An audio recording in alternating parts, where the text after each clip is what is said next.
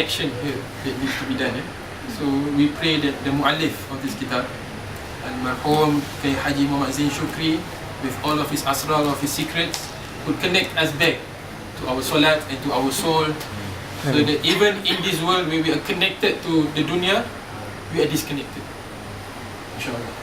So we begin with Al-Fatiha to the Al-Marhum. May Allah kabul all of our intentions of coming here, and whatever we do this lafaz, and Al-Fatiha to the Prophet sallallahu alaihi wasallam, bi hurmati Fatiha.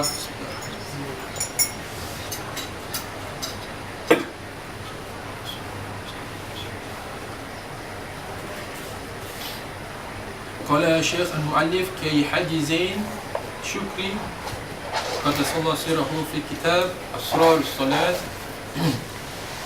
So I'll read in Malay and then I'll do a rough translation and then I'll explain what he said.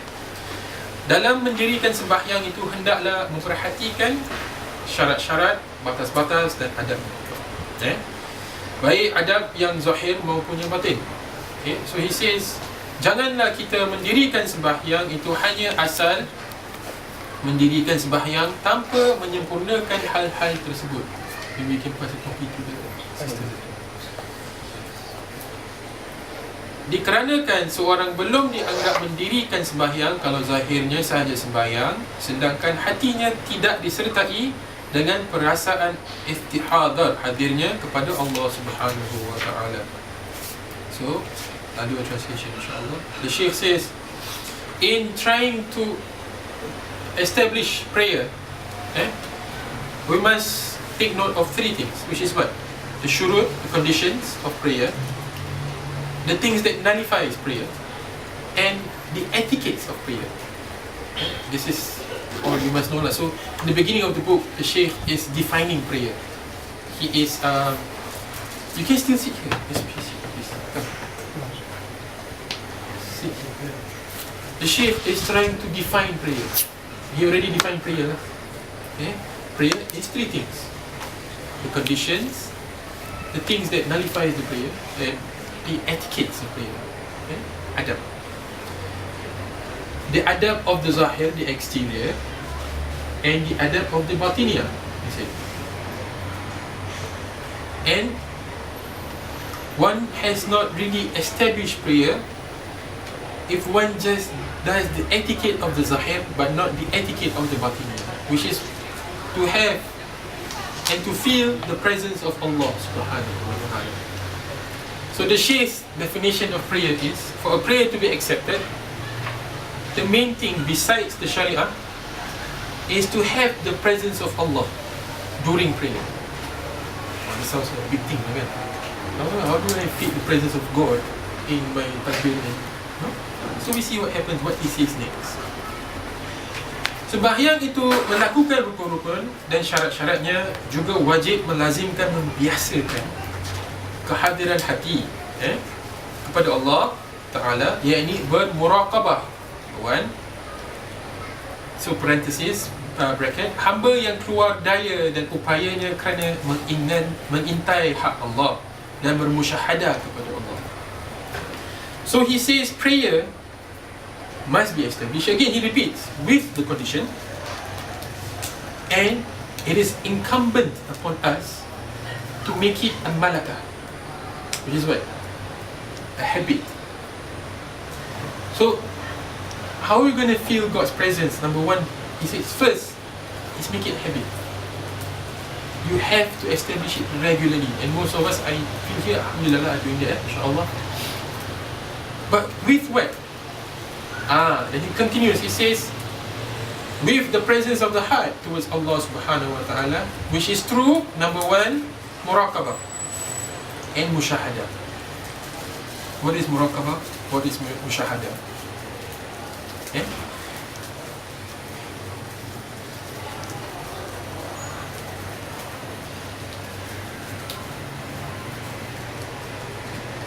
One needs, number one, to muraqabah is to try and witness, to meditate. I think that's a better word. Yes, witness, meditate. And mushahad, to shahid is to witness. Now, how do we do this in Salat? It begins before Salat. it has to begin before salat, which is what? Number one, we must know who we are worshipping. We must know who we are going to be in the presence of Allah subhanahu wa ta'ala. How is Allah? That's number one. Number two is how Allah is going to manifest Himself in our prayer. How Allah is going to zahir Himself in the prayer. Ada many hadith that talks about this. Right? And there's the dialogue between the worshipper and the one being worshipped. To a certain extent, that the worshipper and the worship are one. Understand? So it must begin with number one, humbling the self lah. That is the muraqabah part. And number two, the musyahadah part is to know who you are worshipping, to witness. Number one, we must start first lah. Okay, I must humble myself. Put that in our notebooks. Humble myself in prayer. Okay, but I'm quite humble already. Right? I mean, we must say, aku tak ego apa. Aku masuk sejadah, relax. You know, we have that talk lah kan. It's normal. What is Mohsin trying to tell me? How much more humble can I be? Imam Al-Ghazali, Qaddasallahu sirrahu, in his book Arba'in, or is it Mukashafatul Qulub, one of his books, he says, present yourself in front of Allah, realizing that you are still carrying najasa within yourself. Which is true. Yeah, you think you're tahir kan? Oh, suci dah, bersih, I mandi, all my gaharu I've burnt. You know, I smell like the best dude in Sultan Street or Arab Street. Nobody's gaharu can beat me. So hence, my solat is going to be the best. Imam Ghazali said, no brother, no. You are still walking with your najasa in your colon. You know? Dalam your perut is jeng jeng jeng. So no matter how clean you think you are not. But because why?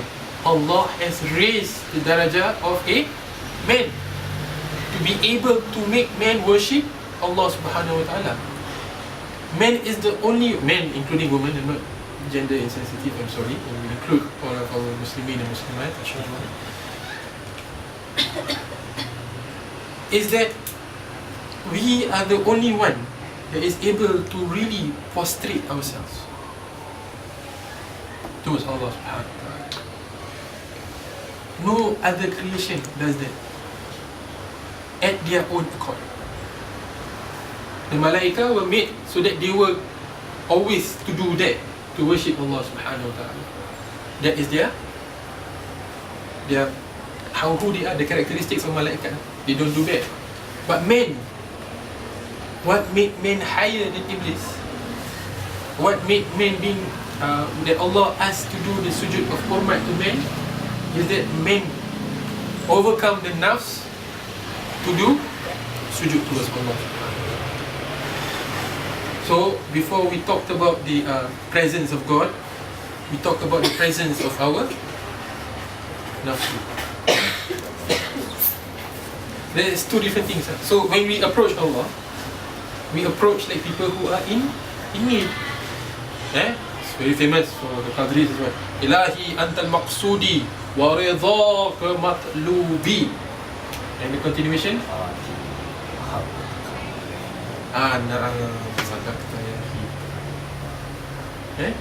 Ilahi antal maqsudi, you are my maqsud.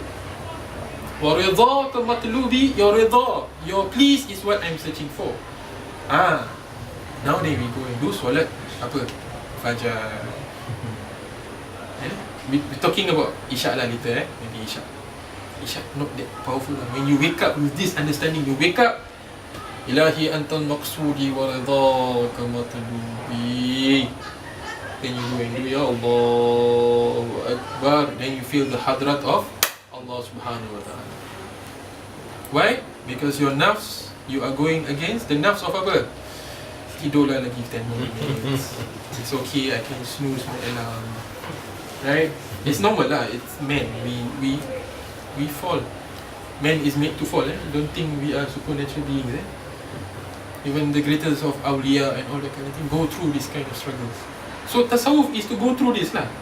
If we don't go through this, how are you going to have the asrar or solat?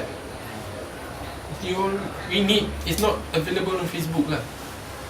This kind of thing is not available online. It is in terms of knowledge. But when you actually approach Allah subhanahu wa ta'ala on the prayer mat, which I call now the working table of Muslims. If you have a problem, this is your table. You have to go back to. This is your writing desk. This is everything.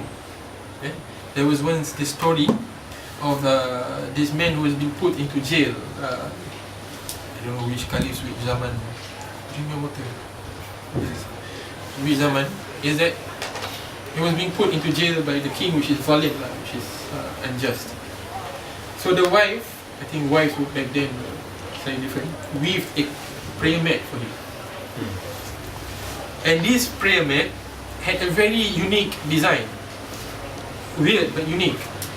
So he passed the guard to pass it to the husband and said, "This is for my husband." When the husband, upon receiving this, despite being in jail, the husband said, "Apa ni bini aku buat? What is my wife doing? Why is this prayer mat has all these things?"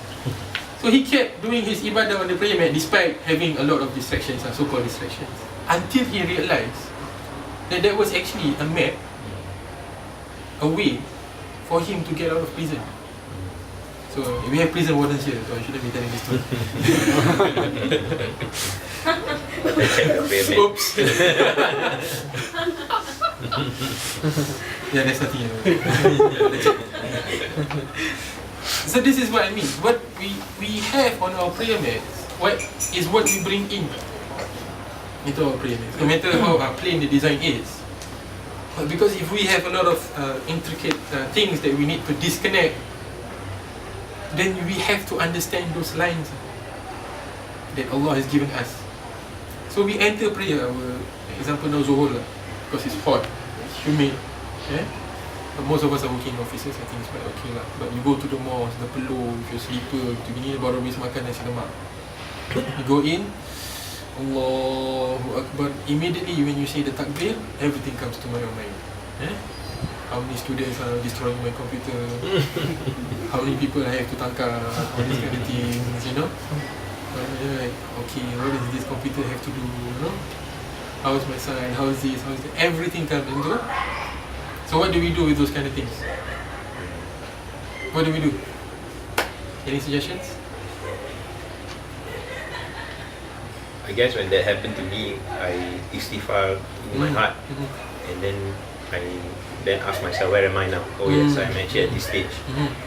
Maybe I was still reading the Al-Fatihah, then to be present, back again. Mashallah. Inshallah, I hope Allah forgive me for